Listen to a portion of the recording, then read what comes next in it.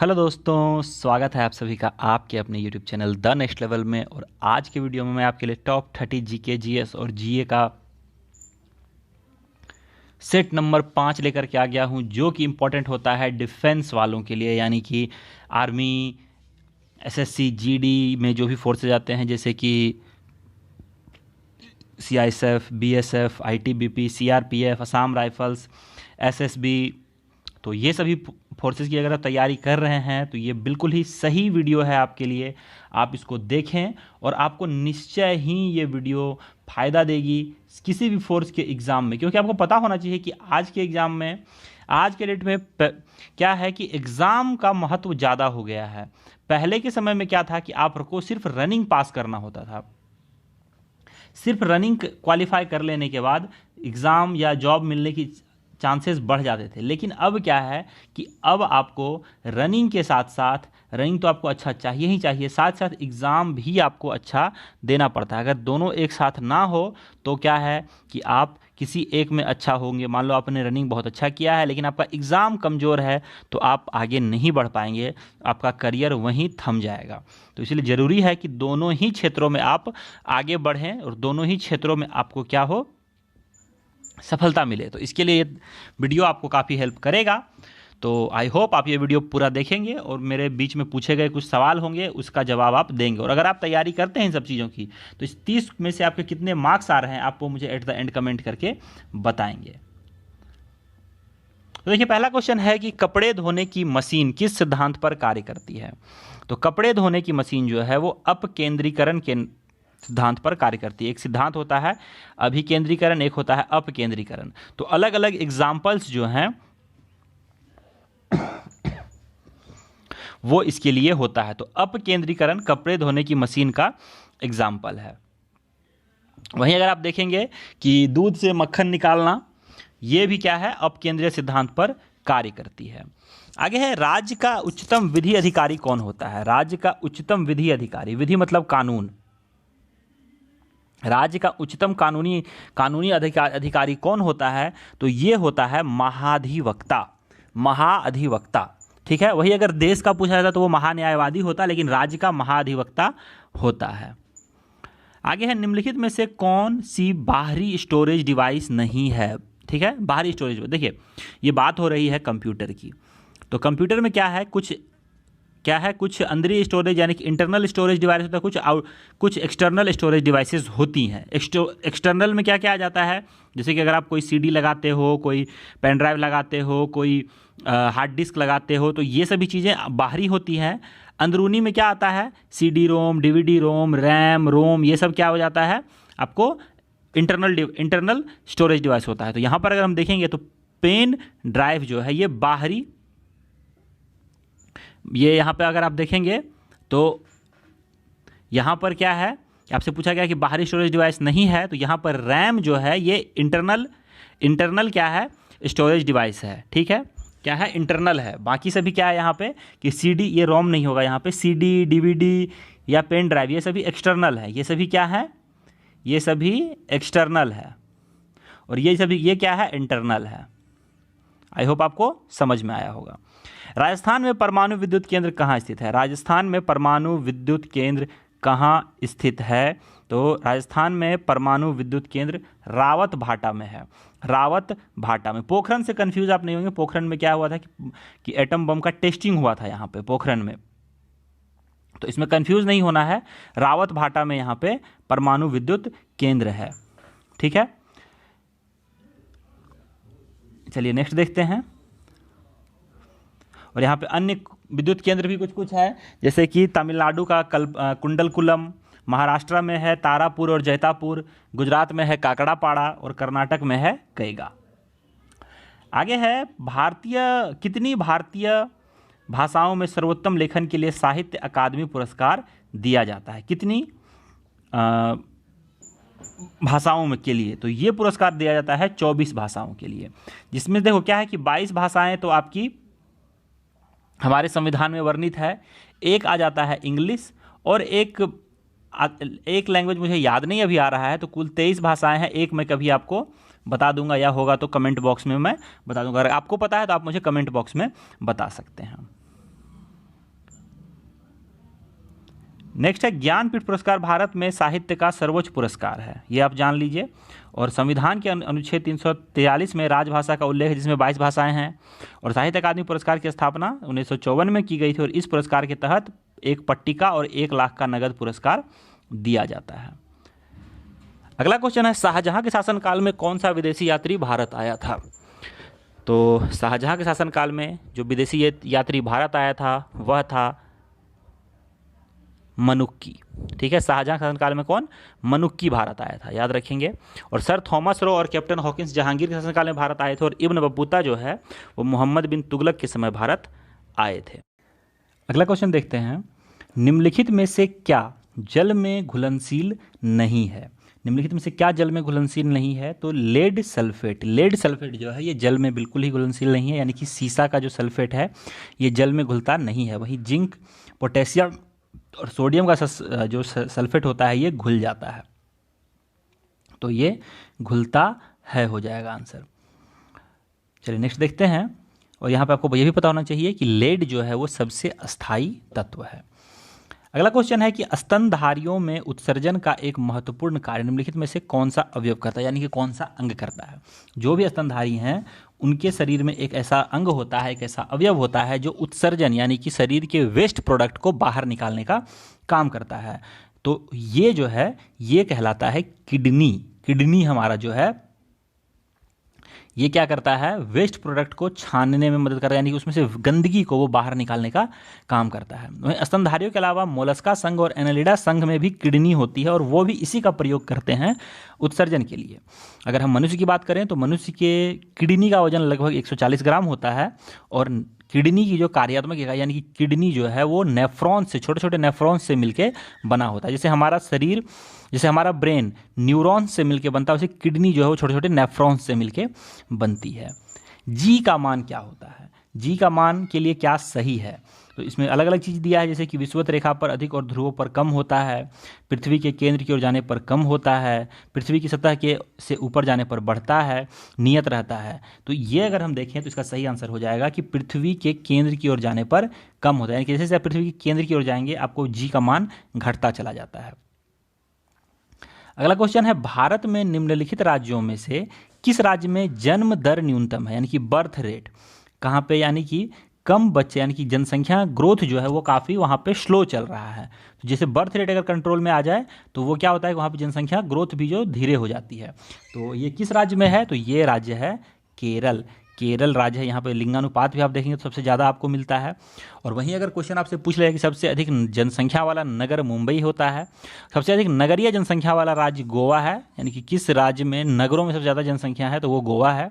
और सबसे अधिक जनसंख्या वाला राज्य जो है वो बिहार है। जनसंख्या घनत्व यानी कि 1 किलोमीटर से ज़्यादा लोग बिहार में रहते हैं।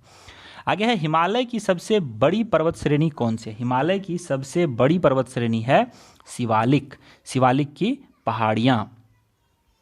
और शिवालिक जो है ये नवीनतम पर्वत का उदाहरण है। वहीं अरावली ये प्राचीनतम पर्वत का उदाहरण है। और हिमालय जो है ये वलित और मोरदार पर्वत का उदाहरण होता है। आगे है, सामान्यतः किसे पुनर्जागरण का जनक माना जाता है? भारत में पुनर्जागरण के पिता या पुनर्जागरण के जनक किसको कहा जाता है? तो ये हम कहते हैं राजा राम मोहन राय को। राजा राम मोहन राय को। और राजा राम मोहन राय को राजा की उपाधि जो है वो अकबर द्वितीय ने दी थी। अकबर द्वितीय, अकबर सेकंड। अकबर में कंफ्यूज नहीं होंगे, अकबर दो मुगल के काल में 2 अकबर हुए हैं। एक अकबर को तो आप सभी अच्छे से जानते हैं, लेकिन दूसरा अकबर उतना फेमस नहीं था, लेकिन फिर भी इनका नाम आपको याद रखना है। ब्रह्म समाज की स्थापना 20 अगस्त 1928 को इन्होंने ही करी थी। और सती प्रथा को समाप्त करने के लिए राजा राम मोहन राय ने ही सर्वाधिक भूमिका निभाई थी। नेक्स्ट क्वेश्चन है कि निम्नलिखित में से किससे स्टेनलेस स्टील में कठोरता आती है? जब स्टेनलेस स्टील को हम बनाते हैं तो उसमें क्या मिलाने से उसमें कठोरता आती है? तो इसका सही आंसर हो जाएगा कार्बन। कार्बन जब हम उसमें मिलाते हैं तो उसमें कठोरता आता है। और स्टेनलेस स्टील में बिल्कुल भी जंग नहीं लगता है। और स्टेनलेस स्टील में 18% तक क्रोमियम और निकेल होता है। आगे है, निम्नलिखित में से कौन सा एक प्रभावी अग्निशामक है? एक प्रभावी अग्निशामक कौन है? तो अगर हम देखें अग्निशामक यानी कि जो आग बुझाता हो, जो यानी कि आग को बढ़ने ना दे और वहीं पे कंट्रोल करके उसको ख़त्म कर दे, तो ये होता है हेलेंस। हेलेंस जो है एक सबसे प्रभावी अग्निशामक है, सबसे बेस्ट आप कह सकते हैं। और हेलन से एक प्रभावी अग्निशामक की बेस्ट है। और अग्निशामक में कार्बन डाइऑक्साइड का भी प्रयोग किया जाता है। CO2 आग के ऊपर एक आवरण बना लेता है जिससे ऑक्सीजन की आपूर्ति बाधित हो जाती है। और अग्निशामक प्रशिक्षण, और इससे क्या होता है कि आग बुझ जाती है, यानी कि उसको जब तक ऑक्सीजन मिलता रहेगा तब तक आग लगता रहेगा, लेकिन जैसे ही ऑक्सीजन मिलना बंद, आग वहीं पे रुक जाएगी। और अग्निशामक प्रशिक्षण विश्वविद्यालय जो है ये नागपुर में है। आगे है, निम्नलिखित गैसों में से किसकी कमरे के तापमान पर पानी में सर्वाधिक घुलनशीलता होती है। जो निम्न में से कुछ गैसें दी हुई हैं उसमें से कमरे के तापमान पर अगर हम रखेंगे तो पानी में सबसे ज़्यादा सर्वाधिक घुलने की क्षमता किसकी होती है, तो ये है हमारा अमोनिया। अमोनिया गैस जो है ये पानी में कमरे के तापमान पर आसानी से घुल पाता है। और द्रव अमोनिया की बोतलों को कुछ देर तक बर्फ में रखने के पश्चात खोला जाता है, क्योंकि द्रव अमोनिया का वाष्प दाब अधिक होता है। ठीक है, याद रखेंगे। और द्रवित अमोनिया का उपयोग जो है वो रेफ्रिजरेटर में बर्फ जमाने के काम में भी किया जाता है। नेक्स्ट है, डैश एक हिंदू संत थे जो भक्ति आंदोलन और महाराष्ट्र के वारकारी संप्रदाय से जुड़े थे।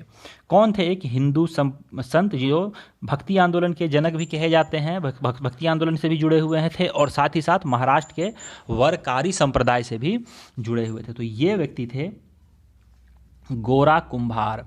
गोरा कुंभार, याद नाम रखेंगे, गोरा कुंभार। और नेक्स्ट देखते हैं, ग्राम कचहरी की कार्यकारिणी समिति को क्या कहा जाता है। ग्राम सभा की कार्यकारिणी समिति को क्या कहा जाता है, तो ग्राम सभा की कार्यकारिणी समिति को हम ग्राम पंचायत कहते हैं। ग्राम सभा का जो एक तरह से आप इसको गांव का कोर्ट कह सकते हैं, न्यायालय कह सकते हैं, तो ये ग्राम पंचायत कहलाता है वो चीज़। एम्स्टर्डम किसकी राजधानी है? एम्स्टर्डम किसकी राजधानी है, तो एम्स्टर्डम जो है ये नीदरलैंड्स की राजधानी है, नीदरलैंड्स की। वहीं इटली की राजधानी की अगर हम बात करें तो इटली की राजधानी रोम है। दक्षिण कोरिया की राजधानी सियोल है। और यूनाइटेड अरब अमीरात की राजधानी जो है वो आबू धाबी है, याद रखेंगे आप। बिंदुसार किसका पुत्र था? बिंदुसार किसका पुत्र था, तो बिंदुसार जो है वो चंद्रगुप्त मौर्य का पुत्र था, चंद्रगुप्त मौर्य। वहीं अशोक जो है वो बिंदुसार का पुत्र था। ठीक है, यानी कि अगर हम यहाँ पे गुप्त वंश की बात करें तो सबसे पहले चंद्रगुप्त आए, फिर बिंदुसार आए, फिर आए अशोक, ये क्रम है। और बिंदुसार को अमित्रघात, सिंहसेन और वारिसार के नाम से जाना जाता था, और बिंदुसार के पुत्र थे अशोक। राज्य का सर्वोच्च पुलिस अधिकारी कौन होता है? राज्य का सर्वोच्च पुलिस अधिकारी कौन होता है, तो ये व्यक्ति होते हैं DGP, director general of police, director general of police. ये पूरे राज्य में सर्वोच्च लेवल पे होते हैं। टेस्ला किसका एसआई मात्रक है? टेस्ला जो है ये एसआई मात्रक है चुंबकीय प्रेरण का। चुंबकीय प्रेरण का एसआई मात्रक क्या है? टेस्ला, याद रखेंगे आप, टेस्ला।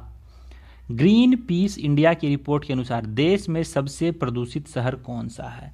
देश का सबसे ज़्यादा प्रदूषित शहर है धनबाद। धनबाद दूसरे नंबर पे आता है झरिया। एक नंबर पे धनबाद, दूसरे नंबर पे झरिया।